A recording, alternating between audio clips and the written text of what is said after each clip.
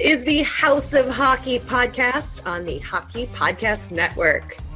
Hockey is more than a game, it's a lifestyle. It's you, the diehard supportive fans, your favorite players who are on the team you cheer for, and the organization who supports them. The companies that make your gear, bags, and beer league sweaters. The hockey moms and hockey dads, and everything else that makes this House of Hockey your home. Come on in. I'm Breezy. And I'm Rae. And this is our house.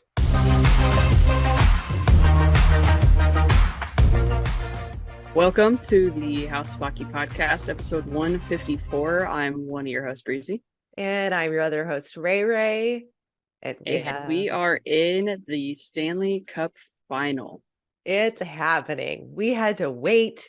They gave us 4 off days. What the heck were we supposed to do? But I do have to say that I am just so happy that TNT has the Stanley Cup Final this year. It is so much more fun to watch. The intermission reports and the overall game coverage is just so much better. I'm so happy. Gary Bettman was on the intermission, and I just saw a clip of it. He was like, thank you guys. You make this so entertaining. This is like, you make this intermission and the game and just wonderful for the fans. And Biz was like, oh, that means we're all getting raises. And Gary was like, except for you, Biz, you've got a little too far. So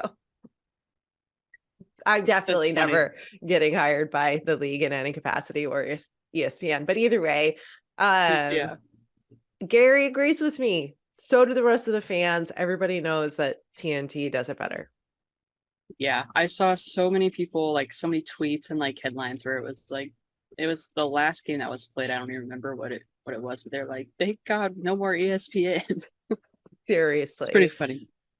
Well, I was doing our research for the show today, and I was reading, I always check ESPN, I check, the Canada Sportsnet, I check NHL.com just to see like other content that's going on and what's happening. And the article I read recapping the game on ESPN only highlighted Vegas. So like, granted, Vegas won game 1 of the Stanley Cup Final, but like Florida had a lot of positives too. They held the game tied 2-2 for most of the game, and there wasn't a single positive comment about the Panthers. And I'm like, where is the journalism here? Like, where is the two-sided approach to like reporting on the game? I mean, obviously Florida lost, so they didn't do everything right, but like, where are like the context of like, okay, here's what they did bad and here's what they could do better. Like, there was nothing in there. It was just like,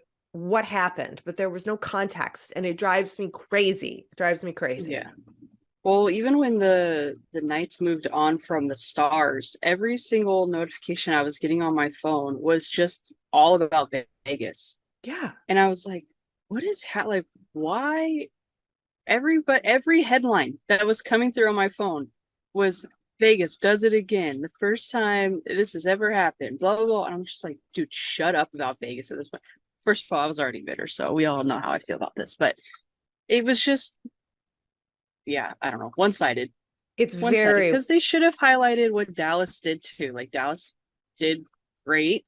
They put up a fight. They came back from a lot of things that they probably shouldn't have even come back from by the way that they were playing. But yeah, ESPN, man.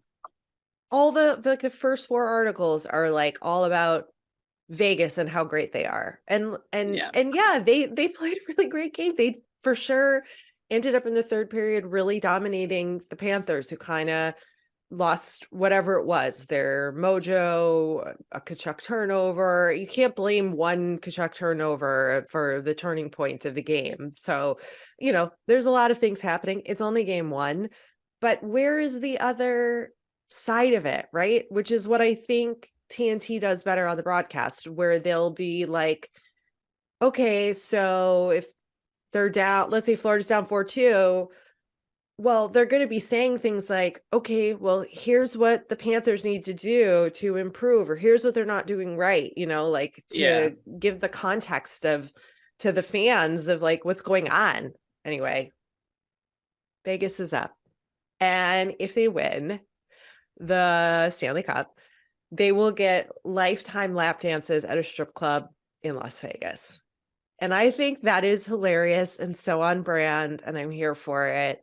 And like, why wouldn't you? Why wouldn't you go do that? Like, why wouldn't you take the cup and like go to the strip club? That's one of those stories that we'll never hear, right? Like you have to get Yeah. like an insider's report of like the whole team getting lap dances. Like, could you just imagine? I could just see that picture so clear. It's just so weird. What about the cup getting a lap dance? Oh my God, yeah. Oh yeah. Yeah. I don't know, That's man. That's just it's funny. It's just that is funny. funny. That is funny. It's good stuff. But game 2 has not happened yet since we're recording. That will be happening on Monday night. All the games are on at 8 o'clock Eastern for the rest of the Stanley Cup Final. And we've got some exciting hockey to watch and happen. I think Florida's going to recover to a degree. I think they're going to learn from their mistakes and definitely match better a little bit for Yeah. 3 full periods moving into game 2. But Hmm. the way Vegas came out blazing, man, I mean, Florida did too. I better make sure I cover my coverage here. Yeah. Florida did too. They did. But Vegas just had a little something extra in them of their grit, their wanting to kind of Yeah. really push But it over take in the mind edge. too, the Panthers had more off days, off days, give or take, recovery Yeah. days, space in between games where Vegas, still's, kind of been warmed up and they kind of just jumped right into it. So I really do think that the Panthers will fight back, like you just said. So we'll see how they learn from their mistakes and how I think that they're going to get more physical. Hmm. I feel like you have to be physical versus Vegas. And I think that's where they're probably going to need to up their game. What do you think? I think so. I think so. They're Yeah. going to have to really push themselves. And I think Hmm. Vegas knows what that is, having been in the playoffs before. And Yeah. I mean, they're a band of misfits, right? And especially since the team started, they've got that core group of guys, those 6, Hmm. they call them the misfits or whatever. And so they're really motivated and driven to prove people wrong of why they are really talented. So they've got that like underlying thing that's driving them. Florida's got the underdog energy. Like they're the Hmm. underdog drive, but they don't Right. have that experience in this type of situation to know what it takes to really push into that like 5th gear when you need to, when it counts. So we'll see Yeah. if they Because can find it. when they won the President's Trophy that one year, they didn't make it past what, the second round? I don't recall. But yeah, they haven't had like a super deep run. So, but I do think that I mean, we said it all along, like it's the chemistry. If you have the chemistry, Yes. you guys could do it. And they clearly have that and they clearly want it. And all of the videos that I've seen of people talking to like the players or just any of the interviews, like you could tell that they seem relaxed and that they believe in each other. And I think that's very important when you're playing like this. And Vegas obviously is the same way. I think that they have a little fire under their butt. I mean, the home team advantage, right? Yeah. I think that they had a little bit of home team advantage last night, if I'm being completely honest. But there's a lot of hockey still. There is a lot of hockey still. On a sort of sad note, in the unofficial mascot for the Vegas Golden Knights, Marc-Andre Fleury, has passed away. He is a dog that was named after Marc-Andre Fleury and has done so much for the Vegas community. He goes around to hospitals and it's not a service dog, but like a support animal, right? But he unfortunately passed away, and it's so sad that it happens to be when the team is, of course, in the finals. So maybe they've got a little bit of bark energy from up above on their side, giving them a little push. So there's that as well. But we need to talk about some firings and hirings. I don't know how I'm Yes. supposed to transition from that, but I just trying not to I cry. know, way to about be it. sad about this. Why did you even say that? Well, I was trying to make it like a positive that like he's gonna Okay, be ESPN, watching them from up positive above. about Vegas all over again. Listen, I don't have beef with Vegas. Everybody else does. I don't have beef Hey, with Vegas. if all else fails, you're not going to get hired by the NHL or the Chicago Blackhawks, but you can get hired by ESPN. Based on ESPN's gonna how, hire me? yeah, based on how positive you are about Vegas? Vegas. Okay. Let's hope that they only listen to this episode. Yeah. God, that article is still pissing me off. It's like, where's the journalist? Like, where did you go to journalism school? Oh, you didn't? It was a staff writer who just like threw shit together in the middle of the night and posted it. And nobody looked at it. Like, you're ESPN. See, don't get me started. It's like, it's so bad. Okay. Let's go into some hirings and firings, and then we're going to end on some positive notes with some winning things coming down the pipe. Okay. Okay, let's do it. All right. Pittsburgh Penguins hired Kyle Dubas as the president of hockey ops. We all know Dubas was previously working for the Toronto Maple Leafs. We know that exit didn't go as planned or as nicely as publicly stated. And Mike Sullivan, the coach for the Penguins, is behind Dubas's two-pronged approach that he is saying that he wants to building the Pittsburgh Penguins, not rebuilding, but he wants to build around the core of Sidney Crosby, Evgeny Malkin, and Chris Letang to immediately compete for the Stanley Cup. Now, let me remind you, those three are 36, 37, and 36, or about to be. Okay, so don't come at me. That's really old in hockey years. Well, it looks like they're doing one last run for the Yes. Stanley Cup next season, which is sad. So Yes. again, sad note. But But you're the one bringing it down, man. Yeah, but what Kyle was able to do by bringing in Ryan O'Reilly, and he brought in I'm like drawing a blank on who he brought in this past season. But he was able to build a solid team. And like what he did was great. It was the players just let him down when it came to the playoffs. Like, let's be real. So you can't blame him. What he was able to do was incredible. And if he's able to do it again for the Penguins, I mean, based off playoff experience with those core guys, like they got it. They got it. I mean, the Penguins could win the cup if the right moves are made. Right? I mean, if they want to do an immediate thing, like if he can bring in the core people that he needs, or the right puzzle pieces to that core, they got a solid chance. I mean, they almost had a wild card spot this past season. So it's not impossible. It's not impossible. I think it's a good hire. I think Dubas is a lot of pressure. Well, look, I have to say that. There's no more pressure in the NHL than it is pressure in Toronto. Let's be real. I don't know that everybody would say that his tenure in Toronto was a success. No, but there's so much pressure in Toronto. True. To do well. Like, he has faced so much pressure in Toronto that, like, going to Pittsburgh, like, I feel like it's almost like a weight off of his shoulders, where there's not so much of like a spotlight on him to like do the thing, like do everything right.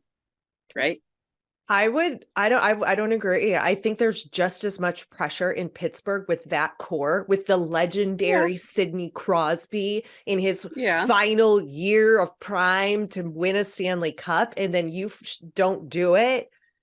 And if you can't do it with that core in Toronto, and you can't do it with the young guys, and you can't do it with the old guys, then like, Yeah.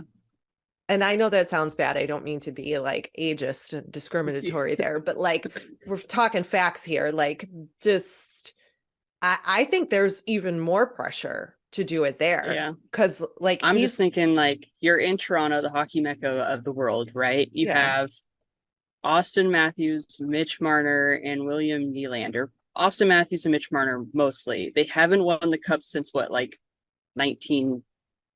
a long time. I'm just gonna 1912. I know it's not 1912, everybody. And I mean the media in Toronto alone has always been 10 times crazier than anywhere else, right? So I mean, yeah, I see your point. The last year potentially for Sidney Crosby to win a Stanley Cup, and you're getting hired to do it, to make it happen. A lot of pressure, but he has already won a few Stanley Cups. Yeah. He's got a great run. And it's like they have a better opportunity hiring him on now for next season than they have had this past season, or without him moving into the next season. So I think it's a win-win situation.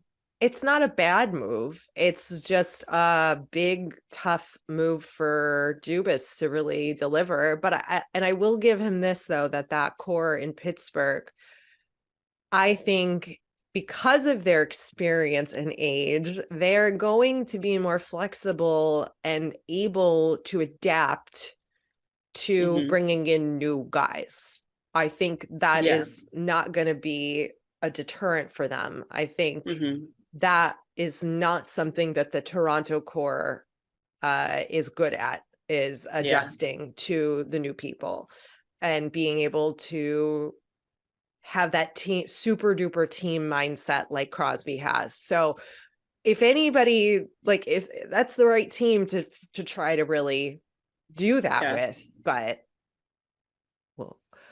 we'll be keeping an eye on the off-season trades and free agent market and see. I mean, he could bring Matthews there. Matthews could be like, forget it, Toronto, even though Toronto, like, he's like, I want to stay here, and Toronto's goal is to keep Matthews there. Like, you bring Austin Matthews to the Penguins. Patrick Kane, he's still recovering from surgery on his hip. He's out 4 to 6 months, so he'd miss the start of the season. Do you gamble on that? I don't know. We'll see what Kyle does. If Kane can play that way that he did in the playoffs and this whole season with the amount of pain that he was likely in, if he's healthy, he's got it. So, I mean, I don't really think that's a question of his health, but Kane's also in his 30s. So, yeah. That could be a good story for ESPN. Team full of guys in their mid-30s win the Stanley Cup. Right. That's what they would write. Yeah. That's probably what they would write. This week's episode of the House of Hockey podcast is brought to you by Light the lamp during the hockey playoffs with DraftKings Sportsbook. New customers can make a $5 bet and score $200 in bonus bets instantly. Download the DraftKings Sportsbook app and use code THPN. That's code THPN for the Hockey Podcast Network, only at DraftKings Sportsbook. Gambling problem? Call 1-800-GAMBLER. In Massachusetts, call 800-327-5050 or visit gamblinghelplinema.org. In New York, call 877-8-HOPE-NY or text HOPE-NY. That's 467-369. In Kansas, call 1-800-522-4700. On behalf of Boot Hill Casino and Resort, 21 and over in most eligible states, but age varies by jurisdiction. Eligibility restrictions apply. See DraftKings.com/sportsbook for details and state-specific responsible gaming resources. Bonus bets expire 7 days after issuance. Eligibility and deposit restrictions apply. Terms at sportsbook.draftkings.com/hockey terms.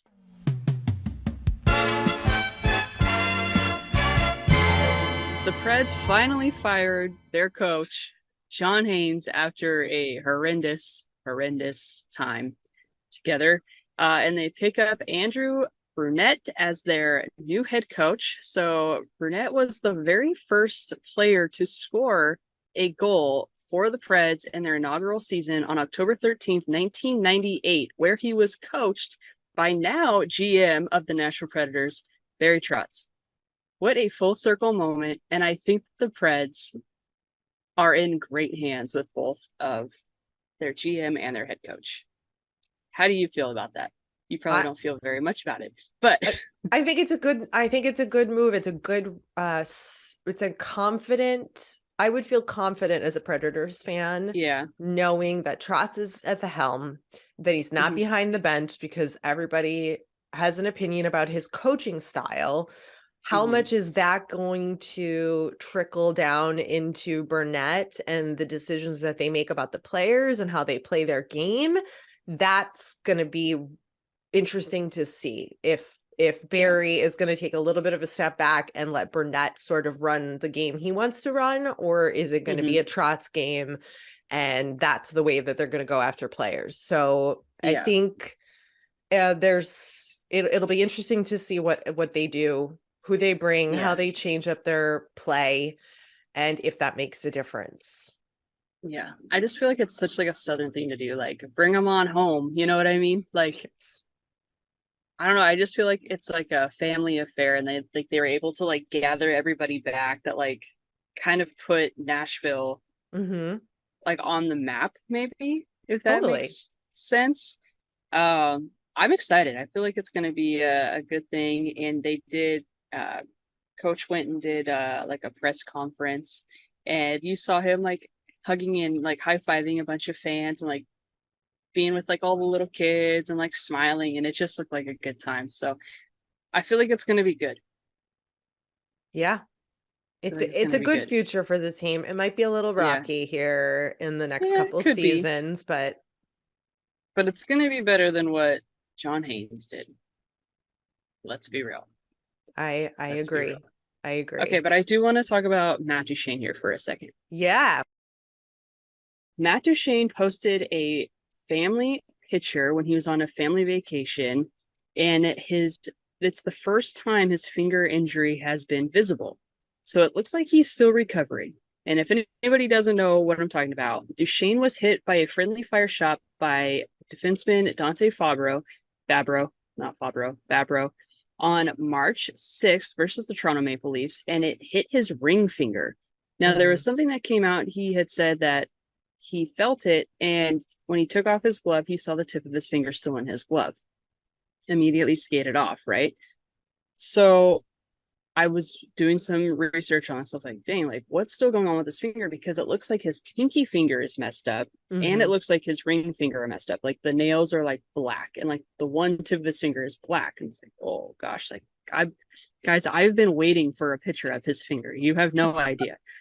So I found this little report on him, and it said that he has had 2 surgeries to repair his finger, but the doctors couldn't reattach the tip. Instead, they reattached the nail and inserted a pin to help 2 broken bones heal properly. And Duchene quoted, "I've had a lot of injuries in my career, and a lot of them are kind of painful. I broke my leg pretty bad and had probably over 100 stitches in my face, all that kinds of stuff. That's when you kind of sign up for. But losing part of your body isn't one of them, so it's mentally a little tough." There was another part where he said that he didn't really realize what happened to his finger. So I don't know which article to really believe, but he says that when he took his hand out of his glove, he thought that his finger was just crushed.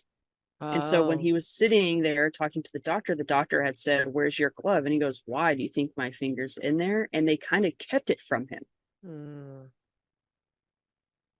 So that's a little crazy, but his finger is in full force. I mean, but the doctor said that he is healing positively, and he should have no problem playing fully come June. We're currently in June, so it's probably good. But like when I saw that picture and when I'm like reading this article, my finger started hurting for him. Like I couldn't imagine having to like I'd have PTSD putting my hand back into a glove at this point. And I'm sure it's still like tender and sore, but I mean, I don't know how much of that finger he lost. It does look like it's probably the same size of his pinky. So like if I like compare my ring finger to my pinky, I guess that's a pretty big chunk. It's not that much. But it doesn't look that bad. It could maybe still be a little swollen. I'm looking at the picture and I'm listening to you. It does look like he lost the tips of both of those fingers, the ring It finger and the does, right? pinky, and that they put the nail back on to make it look more normal or whatever. But as long as he can feel, that's the most Yeah, important thing. Like as long as the nerves are not damaged, you can right. still use that hand Yeah, and it's in a glove, so it's okay. And I yeah, fully understand the team's decision not to tell him that his finger was like detached in his yeah, glove, because when you're in a like traumatic, like if that's a like a must operate immediately situation, that is not a like right, wait. And so to right, not freak him out and have him like go into a state of panic, you right. would want Yeah. him to just be kind of calm and like, it's Hmm. okay, they're pretty bad, it's busted, but we're gonna get you right into surgery. And you just like do what you can. I mean, that's what doctors do. They don't tell you that oh, by the way, Yeah, the two tips of your fingers are still in your glove, and you're like, you don't want to send somebody yeah. into like that kind of state. It's not good for the body or the mind or healing. This Pretty headline, wild. the original headline that I had clicked on, it said Matt Duchene injury, quote, I wasn't sure if it was career threatening.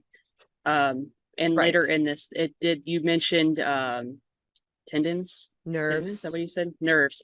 It said that the nerves were not damaged at all. So Right. he'll be fine. It's just he just lost the tip of his finger and they were not able to reattach it. Yeah. So, and then when he's skating off the ice, if anybody's still interested in this story, when he's skating off the ice, if you look at the picture where he's holding his hand up like this, you only see his ring finger bloody. The pinky does not look bloody at all. Nothing looks like it's going on with the pinky. So, um, do And what you will just, with this information.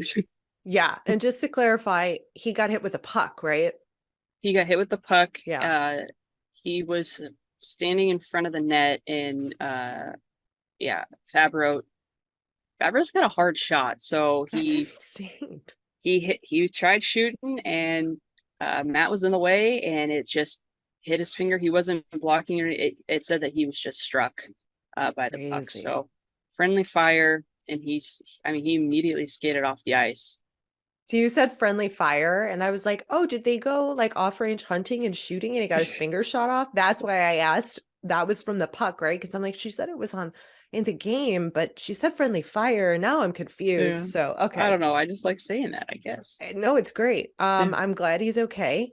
And I me think too. it'll take a little time to figure out how to hold the stick a little bit, but our bodies adjust, and Yeah, I think it's gonna be okay. But also, yeah. oh wait, what, that's his left hand?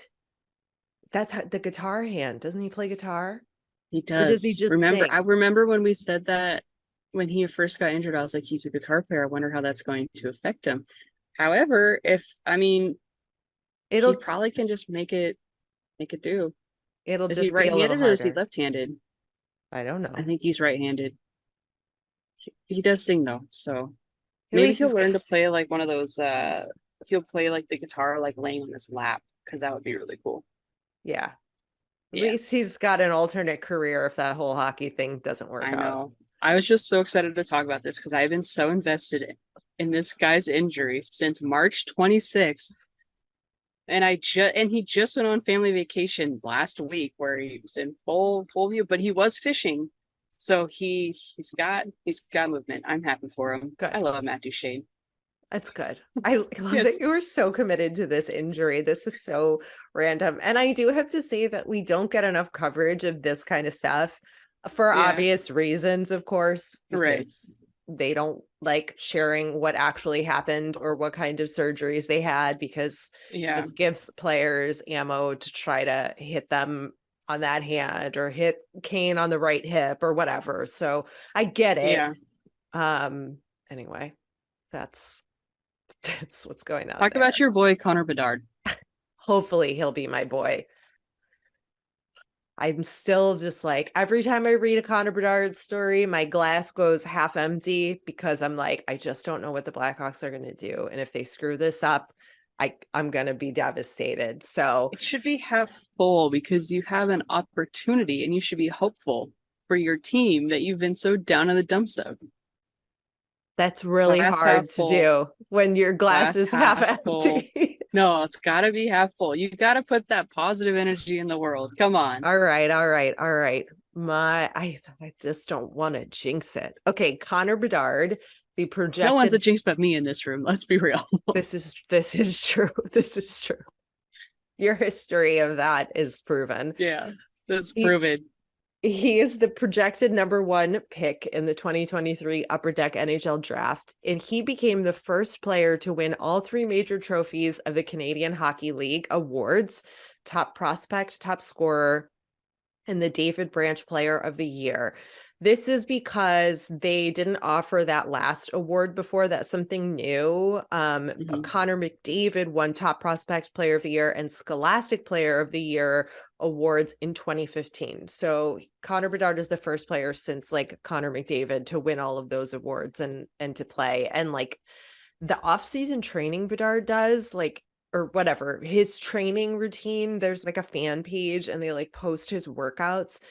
Dude is like hyper committed, super fit, almost McKinnon like in his sort of demeanor and dedication, and also a little Connor McDavid like with just sort of a straight face, not really showing any personality, which is fine. I just want to see how he does with the team aspect. Is he turning into this like ultimate McDavid kind of guy, or can he be the like Patrick Kane, Sidney Crosby kind of guy who can be elite but be able to find a groove with the team? I mean, maybe not. Okay, let me say more of like the Sidney Crosby, not Patrick Kane, more of the Sidney Crosby. Like, I'm gonna be watching. I want to see what he can do. I'm excited. Feel like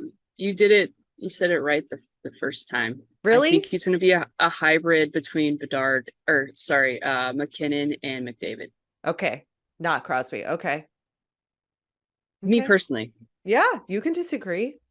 Yeah. Well, we've done that twice this episode, so I had to. Oh my God. We disagree on a ton of stuff. Are you kidding? I'm frozen. You're frozen. Hold on. And probably like. Okay, now you're back. I was probably like. We disagreed on the pressure of Toronto versus Pittsburgh, and now we're disagreeing on Edmonton versus Pittsburgh, McDavid versus Sydney. We disagree on Vegas. We do. I like Vegas. You don't. Yeah, that's what makes this good. Yeah. How boring if we agreed on everything. But I can see him having like that Crosby vibe, but based off of like his personality on what he's projected and like you said, his workout routine, like he's definitely got like the McDavid personality, but the McKinnon work ethic. Yeah. That's where I'm going. Yeah. And it's kind of a shame that we can't compare him to any of the other players, because there's so many players who have the work ethic of McKinnon. We just don't know about them. They don't get talked about. They don't get featured. ESPN sure shit isn't featuring them.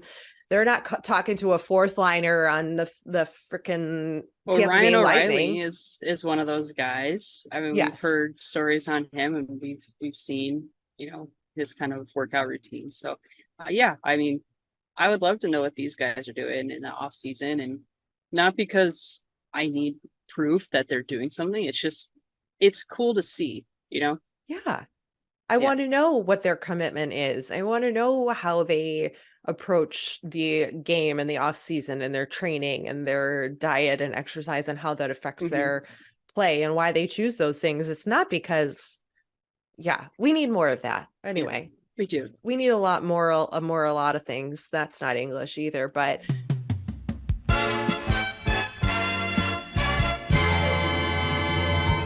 Have you shopped at Pure Hockey? They are America's largest hockey retailer with dozens of stores and the option to shop online. If you or any of your kids play hockey, Pure Hockey is the place to find just about all of your equipment, skates, sticks, gear, bags, jerseys, and accessories.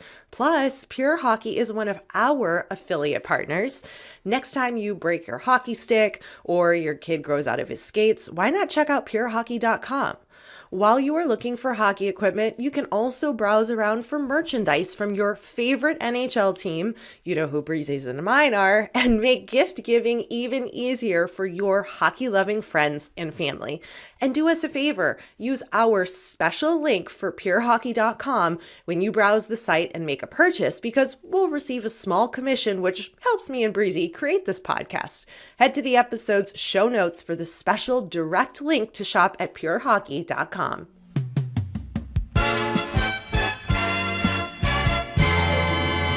Exciting news for your girl, Hilary Knight. Hilary Knight. Whoop, whoop. She is obviously a U.S. hockey legend and is the first ever recipient of the International Ice Hockey Federation's Female Player of the Year Award. She has led the U.S. women's national team to a gold medal this year in the IIHF Women's Championship. She led all players with 8 goals. She has scored 3 goals in the championship game against Canada, including the game winner this year. And she's a legend. She's a goddamn legend. And she deserves this award. And she does crazy workouts because she shows you everything that she does. She shows you her commitment, and it like, she's an inspiration to so many people. Yeah. You know what I mean? And it's like, if we were to see more of that, and then now you see her get rewarded for the work in a very unrewarding situation for women's hockey. Yes. First and foremost, like, it's so good to see. And I love following her on Instagram just based to see like her adventures, everything that she's doing. They post when they're playing. You see her workouts, you see her dog, you see her doing everything. Yeah. You see her personal life. You see her traveling to see her girlfriend play overseas somewhere, and like, they work out together. Like, you see the different sports like competing against each other, and it's so cool. It is. She's a legend, and she liked my Instagram post. Yes, she did. She knows who Breezy is. I think she's a really good model of promoting, like, sharing the right amount of content, like the right amount of her life with us, that I don't think crosses any boundaries of like super personal, intimate kind of moments. Right. I think it's the right amount, and it lets you know what kind of person she is. At least more than we get from any of the NHL guys, but we're not getting the extremes of it either. I feel like it's the perfect balance.